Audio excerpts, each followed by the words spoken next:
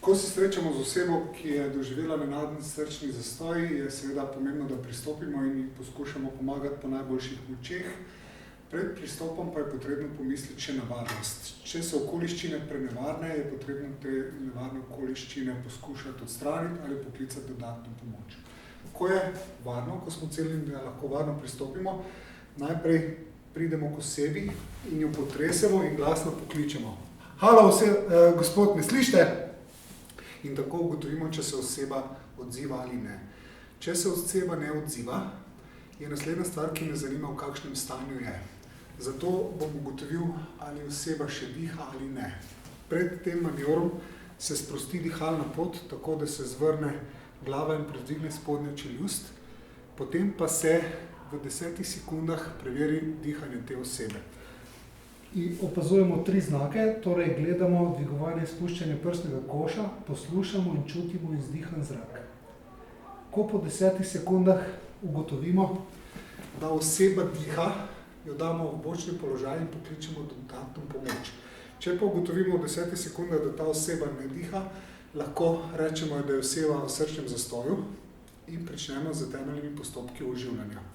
Za laično populacijo se ne priporoča tipanja pulza, ker je ta zadeva lahko zelo težavna v takšni stresni situaciji. Sedaj, ko smo ugotovili, da je oseba ne diha in smo se odločili, da bomo začeli z izvajanjem temeljnih postopkov oživljanja, se najprej aktivira dodatna pomoč. Če sva prisotna druga oseba kliče pomoč, v nasprotnem primeru, pa najprej jaz pokličem po telefonu številko 112, aktiviram pomoč reševalne službe, ki mi bo pač prišla pomagati. Po tej aktivaciji pa začnem z temeljnimi postopki oživljanja. Najprej pridemo do prsnega koša osebe, če je tole možno. Nato položim dlan ene roke na sredino prsnega koša, merjeno od ključnice do zadnjega rebra. Dlan druge roke dam na prvo, stegnem roke, prizdvignem prste in najprej stisnem 30 stiskov s frekvenco 100 do 120 na minuto in globino nekje 5 do 6 cm. Zadeva zgleda takole.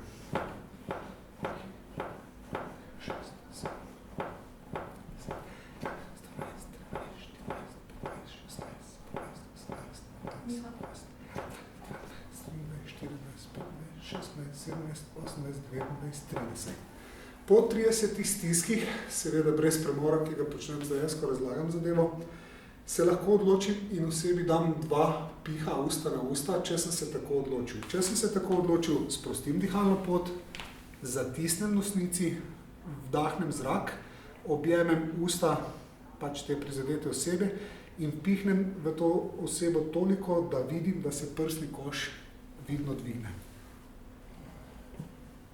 Ponovim drugi vpih. Pih traja nekje 1 sekundo in takoj nadaljujem z stiski prsnega koša. Ponovim 30 stiskov.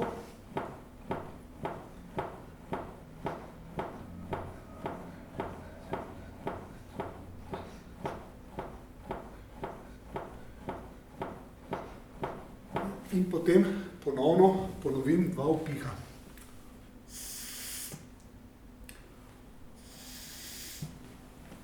To potem kontinuirano izvajam ali dokler ne dobim dodatne pomoči, dokler ne pridejo reševalci, ali dokler pri osebi opazim znake življenja, kar bi pomenilo, da se je ta oseba sedaj premaknila, vdihnila ali kaj podobnega.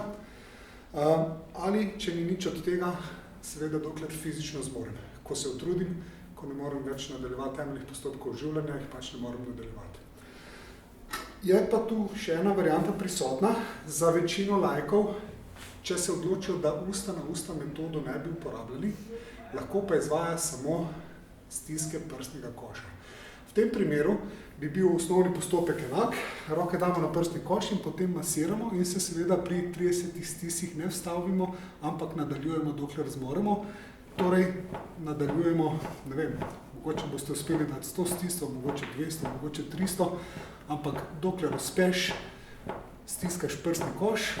Če te lahko nekdo zamenja, naj te zamenja po nekje 2 minutah stiskanja prsnega koša, v nasprotnem primeru pa pač upamo, da bo pomoč prišla čim prej.